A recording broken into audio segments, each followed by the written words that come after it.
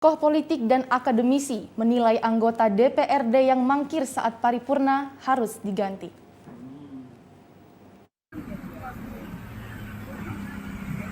Tokoh politik bahkan akademisi mendesak partai politik mengganti anggota dewan yang mangkir saat paripurna. Desakan itu muncul setelah gagalnya sidang paripurna LKPJ DPRD Kota Prabu Mulih bahkan hingga 4 kali. Azadin, tokoh politik, mengatakan masyarakat yang mempunyai hak politik bisa mengajukan pergantian antar waktu ke ketua parpol karena anggota dewan harus melaksanakan tugas dan fungsinya sehingga kepentingan masyarakat tidak terhambat.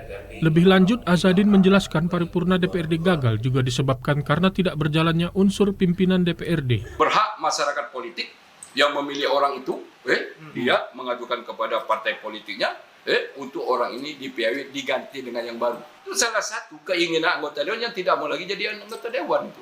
Bukti tidak hadir. Pemerintah bisa mendesak partai supaya orang ini diganti agar supaya ada kepentingan rakyat tidak terhambat. Sementara itu, Ahmad Muhtizar, salah satu akademisi, menjelaskan tidak kuorumnya rapat paripurna DPRD hingga 4 kali patut dipertanyakan. Menurutnya, jika hal itu di luar kepentingan masyarakat, maka harus diberikan sanksi tegas. Kali ini harus garis bawahi ada apa? Gitu.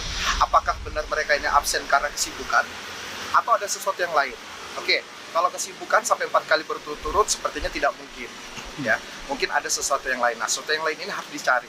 Nah, menurut saya kalau sudah nuansanya itu kepada sesuatu di luar kepentingan masyarakat ataupun kepentingan bersama, gitu, itu harus dibenahi. Menurut Ahmad, pengawasan di lingkungan DPRD harus diperhatikan karena hingga saat ini tidak adanya lembaga khusus yang mengawasi kinerja para anggota dewan. Holdi Efriansah, TVRI Sumatera Selatan melaporkan.